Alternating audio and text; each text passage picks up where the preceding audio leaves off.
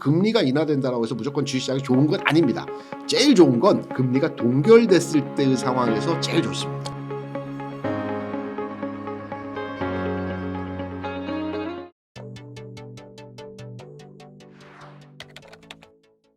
오늘은 KR 리서치의 김대준 대표님을 모시고 이야기를 나눠보도록 하겠습니다. 대표님 안녕하세요. 네, 안녕하십니까. 네, 대표님 셀프 소개 한번 부탁드리겠습니다. 셀프요. 네. 제가 네. 이런 유튜브나 방송 채널에 많이 출연하는 건 아니지만 가끔 나갈 때 저를 전문가라고 소개를 하시더라고요. 네. 저는 전문가가 아닙니다. 그러세요? 네, 전문가가 아닙니다. 주식시장에 네. 전문가는 없습니다. 오. 이렇게 얘기하죠. 신도 모르는 영역이 세 가지가 있는데 네. 바람이 불 때 갈대가 쓰러지는 방향을 신도 예측할 수가 없다랍니다. 오. 왜냐하면 갈대를 보게 되면 그 잎사귀라고 하죠. 이게 네. 각각으로 햇빛을 바라보고 피는 게 아니라 각각으로 피기 때문에 바람이 불 때 각각 넘어지는 현상들이 나타나거든요. 그래서 신도 모른다고 그러고요. 네. 두 번째로는 이제 이성의 마음을 알 수가 없다랍니다. 네. 남자들이 잘해야 되겠죠. 네. 그리고 세 번째는 주식의 방향에 대해서 신도 모른다라고 합니다. 오. 전문가는 아니고요. 저는 이제 그 제도권증권사에 21년 근무를 했고요. 지점에만 근무했었던 게 아니라 지점장을 부산대전 목동을 했고 본사 부서에 있으면서 파생 업무를 오래 했고요. 네. 채권 업무도 했고 해외 쪽 그 전반의 업무들을 했습니다. 그러니까 뭐냐면 전문가는 아니지만 오랜 시간 주식시장에 있으면서 다양한 경험을 해봤습니다. 외국인의 투자 형태, 기관의 매매 동향들, 스타일들, 이들이 생각하는 것들, 또 지점 업무하면서 개인 투자자들의 애로사항이 뭐가 있는가를 많은 경험을 통해서 습득했거든요. 그래서 저는 전문가는 아니고요. 여러분께서 지금 시장에서 어려운 부분에 대해서 저 나름대로 오랜 시장에 있으면서 방향을 잡아주는 가이드라고 하면 좋을까요? 네. 가이드 정도 되는 사람이고요. 제가 생각하는 주식시장에 대한 부분들 오늘 웅달책방에서 웅달님하고 같이 한번 재미있게 또 제 나름대로 생각을 한번 펼쳐보도록 하겠습니다. 네. 벌써 그냥 그 짧지만 네. 그 세 가지를 딱 짚어주실 때 뭔가 이게 딱 정리를 해주시는 느낌이 전문가신 것 아닙니다. 같은데. 뭔가 아닙니다. 네, 그럼 대표님 한번 질문을 좀 네네네. 드려보도록 하겠습니다. 네. 현재 그 코스피가 한 2,500에서 조금 못 미치는 것 같기도 하고요. 그렇죠. 왔다 갔다 하고 있는데 네. 요즘 증시를 좀 전반적으로 어떻게 보고 계신지 궁금합니다. 시장은 좋습니다. 네. 좋아질 겁니다. 네. 어떻게 설명을 드려야 될까요? 막연하게 감으로 이런 게 아니고요. 주식시장은 금융시장의 제일 하단부에 있는 시장이거든요. 네. 금융시장 내에서 가장 큰 시장은 채권시장입니다. 원래 거래 규모나 대금으로 판단할 때는 외환 시장이 가장 크거든요. 근데 외환 시장은 이종 통화들이 각각의 상황이기 때문에 분산돼 있다라고 볼 수가 있겠죠. 작은 규모는 가장 크지만 거래 규모는 하지만 채권 같은 경우는 미 국채를 대상으로 해서 대부분 투자를 하기 때문에 일관성 있는 하나의 투자 상품으로 진행돼서 가장 상단부에 있는 시장이 채권 시장이고요. 그 다음으로 있는 시장이 외환 시장입니다. FX 시장이고요. 그 다음으로 있는 시장이 상품 시장입니다. 네. 보통 우리가 얘기하는 원유나 농산물이라든가 또 구리 같은 상품에 대해서 거래가 되는 상품 시장이 세 번째로에 위치해 있고요. 네 번째는 파생 상품 시장입니다. 네. 전 세계적으로도 이제 파생 상품 거래가 많이 되고 있고요. 그리고 제일 하단부에 있는 시장이 주식시장입니다.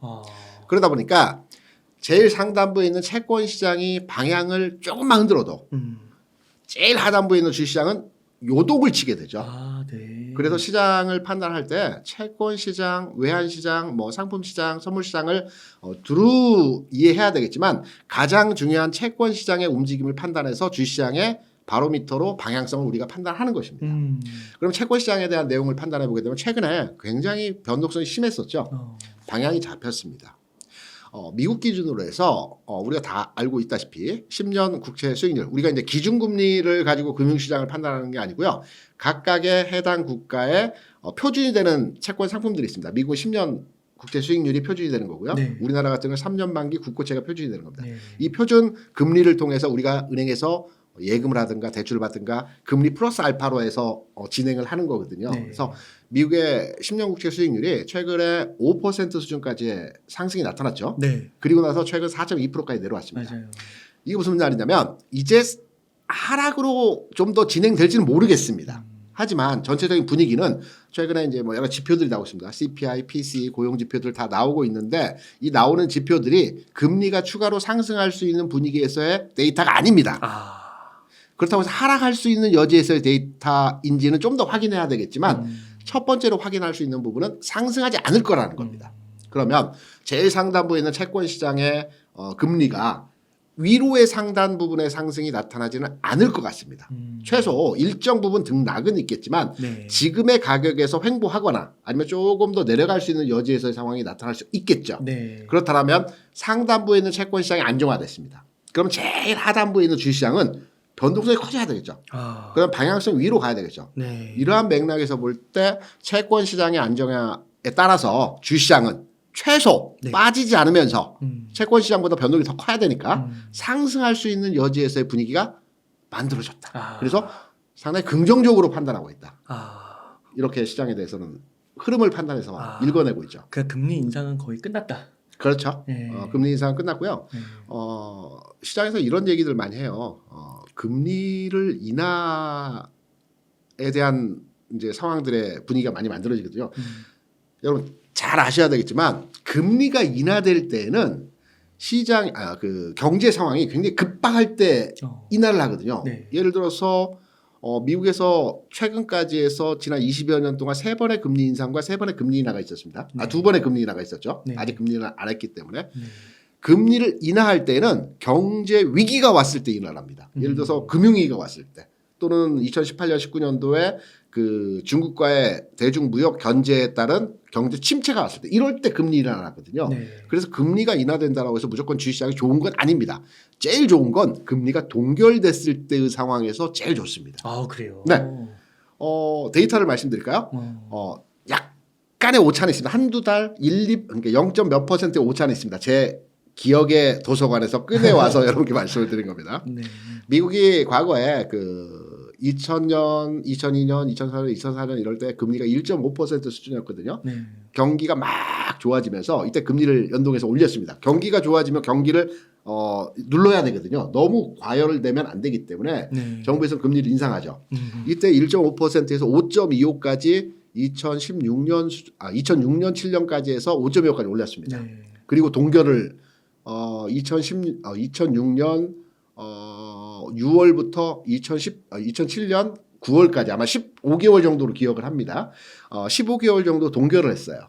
이때 주시장은 나스닥 기준으로 해서 40%가 올라갔습니다. 40%가. 네. 그 두 번째 금리 인상이 있었던 2018년도 즈음에 한 9개월 정도 금리 동결을 했거든요. 네. 이때도 나스닥 지수 기준으로 해서 40%가 올라갔습니다. 35% 40% 올라갔거든요. 오르네요. 그런데 주시장은 금리가 동결됐을 때 왜? 모든 금융시장의 기본은 안정됐을 때 긍정의 흐름들이 나타나거든요. 변동성이 커지면 돈이 금융시장으로 들어오지 않습니다. 왜? 돈은요. 우리가 이제 뭐 자산으로 주식 투자를 하기도 하지만 큰 돈들 있죠. 글로벌리 해서 아주 큰 돈들 몇 조, 몇십 조, 몇백 조 되는 돈들은 불확실성에 투자하지 않습니다. 안전하고 확인되어진 예측 가능한 시장에만 돈이 들어옵니다. 작은 돈들은 그때그때 변동성을 동반해서 매매를 하지만 큰 돈들은 시장이 안정돼 있고 이제 금리는 올라가지 않을 것이고 최소한 현재의 수준에서 움직일 것이다. 이럴 때 돈이 움직이거든요. 그래서 이때도 동결 수준에서 당분간 시장이 움직일 거라고 판단해서 금융시장에 돈이 많이 들어온 겁니다. 네. 그래서 주식시장이 올라간 거죠. 네. 그래서 당분간에 의해서 금리가 동결될 걸로 시장의 전반의 분위기죠. 12월 FOMC도 다음 주에 있지만 동결 분위기가 네. 굉장히 크고요. 내년 2월에 어떻게 될지 모르겠지만 동결할 걸로 판단이 되고 있고 그래서 시장은 동결 수준에서의 지난 9월부터 이 분위기가 계속 유지될 때 시장은 오히려 더 좋다. 인하보다도. 네. 그래서 시장에 대해서 긍정으로 판단하는 몇 가지 데이터와 상황들 중에서 금리가 더 이상 올라가지 않을 거고 첫 번째. 두 번째는 동결 상황이 좀 더 유지가 될 거고 이러한 분위기에서 주식시장은 좀 더 긍정적으로 판단하는 지수의 움직임이 나타날 것이다. 이런 근거로의 내용을 판단하고 있죠.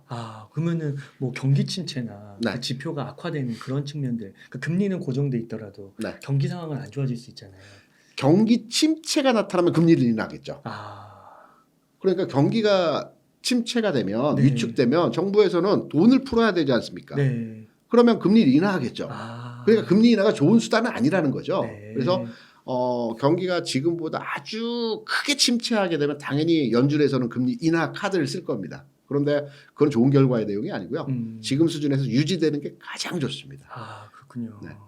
그러면은 지금은 네. 현금을 조금 주식으로 바꿔야 되는 그런 시기일까요? 아닙니다. 아직은 아니에요. 아니요. 네. 현금을 주식으로 바꾸는 시기에 네. 우리가 이제 보통 저는 이렇게 생각을 해요. 네. 주식 투자는 리스크를 잡는 게 위험을 선호하는 상황에서 수익이 나는 거지 않습니까? 네. 안전한 투자는 없습니다, 이 세상에. 안전하면서 수익을 낸다? 이건 없고요. 네. 내가 위험을 얼마만큼 가져가느냐에 따라 수익도 그만큼의 수익이 발생하는 거거든요. 네. 제가 별로 좋아하지 않는 말 중에서 포트폴리오 측면에서 종목을 분산하자. 뭐 계란은 한 바구니 담지만 요거 정말 싫어합니다. 그러세요? 네, 이거 잘못된 표현입니다. 그래요? 이거는 금융회사가 저도 네. 금융기관에 근무했지만 오랫동안 네. 분산 투자를 얘기하는 것은 분산 투자를 하게 되면 안전하겠지만 수익성은 떨어지겠죠. 네. 그렇죠. 금융회사가 면피하게 사는 얘기입니다. 주식 투자는 앞서 말씀드린 리스크를 가지고 수익을 만들어가는 거거든요. 네. 계란은 한 바구니 하나만 담아야 됩니다. 그래서 저는 어. 항상 얘기하는 게 종목수 늘리는 건 절대적으로 수익이 안 나는 거고요. 종목을 네. 압축해야 되고 개인 투자자들이 최선호 종목의 숫자라고 한다면 저는 두세 종목이라고 가장 생각을 합니다. 아, 정말요? 네. 종목 많으면 네. 여기서는 수익 나고 여기서는 깨집니다. 어. 내 종목이 다 올라가야지 수익이 나는 건데 다 그렇죠. 올라가는 경우는 없죠. 우리가 많이 경험하셨겠지만 주식시장이 많이 좋아서 주식시장이 막 화랑이면서 시장에서 종목들의 상승 하락 종목을 보게 되면 항상 주식시장이 엄청나게 100포인트 올라가더라도 하락 종목은 1, 200개 나옵니다. 그런데 주식시장이 급 나갈 때는 상승 종목이 30개, 40개, 50개밖에 안 돼요. 그러니까 하락할 때는 다 같이 빠지고 상승할 때는 선별적으로 올라가고 이러다 보니까 종목을 분산해 놓으면 장이 좋아도 빠지는 종목은 계속 빠집니다. 장이 나쁘면 다 빠져버려요. 네. 그래서 종목 분산은 절대적으로 지향하셔야 되고요. 네. 압축해야 됩니다. 선별적으로. 그러면 공부를 하셔야 되죠. 네. 그러면 우리 웅달님과 웅달책방을 구독해 주셔야죠. 아, 이거 KR 리서치 네네. 보고서 공부 열심히 해야 될 것 네, 같은데요. 그래서 네. 시장 자체에서 이제 종목 줄이는 게 첫 번째로 여러분께 드리고 싶은 말씀이었고요. 두 번째, 좀 전에 말씀하셨던 주식 비중을 어느 정도 가져가야 되는지 사야 되는지를 말씀하셨죠. 이해하기 쉽게 앞에 제가 전제에 이제 종목수 말씀을 드렸는데 이해하기 쉽게 제가 준비한 그림을 보고 한번 설명을 드려볼게요. 네. 이 그림은 이제 전체 시장에서의 그 되돌림 과정에서의 상승이 분명하게 이번 장에서 나타날 것이다라는 겁니다. 이게 국내 주식시장에서의 한 40여 년 가까운 일봉상의 그림이거든요. 우리나라는 통계적으로 4년 상승과 10년 횡보 구간에서의 흐름들이 계속 진행이 됐어요. 대세 상승이 세 번째 나타났거든요. 그래서 최소한 이번 장에서 앞서 진행되었던 이 부분의 되돌림과 같은 현상이 한 번은 충분하게 나타날 지점에서의 위치에 있다. 이렇게 판단하는 지점이고요. 이건 좀 롱텀하게 보는 사이클에서의 시장 상황을 판단하는 거고요. 이게 뭐 몇 개월 내에 나타나는 현상들은 아니고 최소 1년, 2년 걸쳐서 나타난 진행 상황이기 때문에 흐름에 있어서 시장의 분위기는 1, 2년 사이에 시장이 나빠지지는 않는다. 일부 침체됐다, 상승했다 이런 등락은 있겠지만 뭐 2,000포인트를 깨고 추세적으로 하락이 나고 이러지는 않는다는 거죠. 그래서 큰 롱텀한 흐름에서의 모습을 말씀드린 거고요. 좀 전에 이제 금리에 대한 부분들 상황을 말씀드린 부분이고요. 그리고 종합지수입니다. 여기에서 이제 몇 퍼센트, 몇 프로 주식 비중을 가져가야 되는지 설명드리려고 하는 겁니다. 네. 우리가 이제 통상적으로 주식을 사거나 팔 때 뭐 외국인이 팔아서 기관이 팔아서 또는 뭐 이평선을 깨서 이런 매도 관점에서의 주식을 매매하시면 안 되고요. 네. 자기만의 그 객관적인 기준이 있어야 되는데 가장 여러분께 쉽게 접근할 수 있는 기준이 상승 N자형, 하락 패턴 이것만 아시면 됩니다. 이거 하나만 아셔도 주식 투자하는 데 있어서 100점 100승은 아니더라도 한 100점 한 70, 80승은 됩니다. 요거 하나만 하셔도. 그래서 오늘 시간에 요거 하나만 이해하셔도 될 것 같은데요. 주식시장은 항상 패턴이 있습니다. 모든 종목도 마찬가지고 지수도 마찬가지고 N자형 패턴이 나타납니다. 네. N자형의 기본적인 핵심 포인트는 뭐냐면 주가가 또는 지수가 이렇게 상승을 했어요. 그리고 일정 구간 올라가게 되면 조정을 받겠죠. 네. 그리고 다시 재상승이 나타나겠죠. 네. 이 재상승 과정 이후에 조정받을 때가 이제 N자형인데 조정받을 때 이 조정받는 저점이 앞에 지난 상승에서 고점을 깨지 않는 1원칙입니다. 절대 원칙입니다. 이걸 깨면 하락으로 전환된다는 겁니다. 여러분 시간 되시면 뭐 차트 공부 많이 하시고 하시는데 다른 거 볼 필요 없이요. 종목들 쭉 서치하시면서 요 패턴이 상승 기조를 유지하고 있는지 요 패턴이 깨졌는지를 기준을 잡으시면 실패하지 않습니다. 주식 투자에서. 이 기준이 이제 상승 패턴에서 기본적인 원칙이고요. 매수를 하는 시점도 딱 이 해당 내용을 보면 알겠죠. 언제 매수를 해야 되느냐. 개인들 같은 경우 매매를 못 한다고 하는데 개인들이 매매를 제일 잘합니다. 제가 기관에 있으면서도 이제 통계적인 데이터를 보는데 외국인도 차트 많이 보고요. 기관들도 차트 많이 보고요. 저희한테 전화해서 또는 저희가 전화해서 이 종목 어떻게 보냐. 박 선배 또는 뭐 부장님, 팀장님 뭐 해당 뭐 종목 어떻게 봅니까?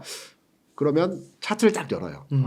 지금은 뭐 해서 뭐 하다. 그러니까 차트를 기본적인 플레이 도구로 네. 사용을 하고요. 그 다음에 이제 펀드멘탈을 보는 겁니다. 그래서 기관 외국인은 무조건 펀드멘탈 위주의 투자 전략을 세우고 거기에 매매를 한다라고 생각하는 건 잘못된 거고요. 얘는 차트 많이 봅니다.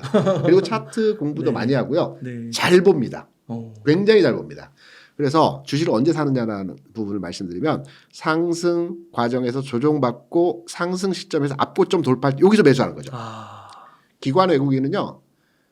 저도 신입사원 때부터 철저하게 교육받았던 내용이 제일 중요한 내용이 뭐냐면 고점 매수 저점 매도입니다. 항상 선배들이 그렇게 교육해요. 고점에 매수하고 저점에 매도하라는 겁니다. 반대로네요.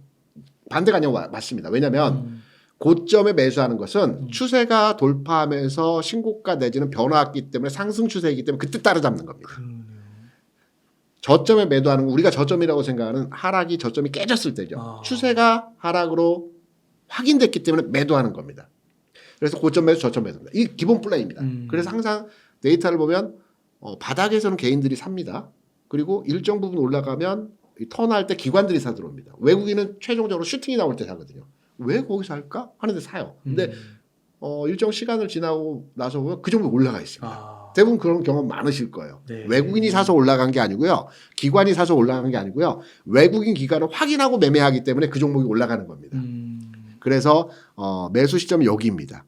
그렇구나. 그렇죠. 그리고 N자 패턴 유지가 되면 계속 가지고 가죠. 네. 그러면서 여기서 패턴이 깨질 때 매도하는 거죠. 전고점이 깨질 때. 요- 전고점. 그렇죠. 앞고점. 앞고점. 앞고점이 깨질 때 매도하는 겁니다. 그러면 지금 주식시장을 딱 놓고 해당 기준을 가져와서 딱 접목시켜 보겠습니다. 지금 보면 이게 한 2020년 뭐 7월, 8월, 9월 요 시점일 겁니다. 앞에 고점을 돌파했죠. 여기서 매수해야 됩니다. 매수해서 쭉 가지고 갑니다. 왜냐하면 매도 신호 안 나왔기 때문에. 그러면서 매도는 언제 하나요? 여기서 합니다. 왜냐하면 상승 N자형에서 탄력이 약화되면서 이 고점을 하향화했죠. 여기서 매도합니다. 기다립니다. 추세 바뀔 때까지. 안 삽니다. 현금 가지고 쭉 갑니다. 그러면서 추세가 여기서 또 변화했습니다. 왜냐하면 기존의 고점 라인들 여기서 돌파했죠. 여기서 매수합니다. 기다립니다. 그리고 나서 손절이죠. 여기서 매도는 손절인 겁니다. 여기서 추세가 붕괴됐죠. 붕괴 매도입니다. 그런데 여기서 부분 매수의 시그널이 지금 나왔어요. 짧게 보여드릴게요.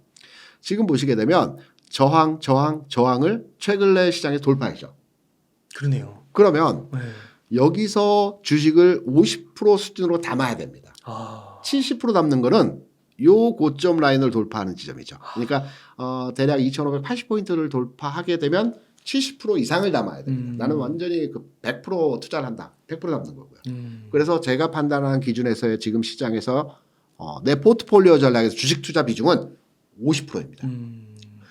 신호가 나왔기 때문에 여기서 매도가 아마 여기서 나왔죠. 매도가 나온 이후에 여기서 그 부분 매수 신호가 나왔습니다. 네. 그리고 2,580포인트 돌파하게 되면 70% 또는 100%로 내 편입 비중에서의 풀베팅을 해야 되겠죠. 그렇구나. 그래서 지금은 주식 투자 비중 얼마 가져가야 하냐고 딱 물어보시면 시장 상황이 변화하고 있기 때문에 최소 50% 이상의 주식 투자 비중은 가져가야 된다. 이렇게 판단하는 지점에서 흐름이죠. 그렇군요. 두 번째 이제 돌파 시점이 나오면 그때는 70% 내지는 나는 리스크를 완전 즐긴다. 100% 가져가는 거죠. 그렇군요. 그렇군요. 나는 항상 어떤 장이 와도 30%는 현금으로 가져간다. 그럼 70%가 풀베팅인 거고. 네. 그러니까 풀베팅을 가져가는 거죠. 돌파하면. 지금은 50% 이상. 아, 그렇군요.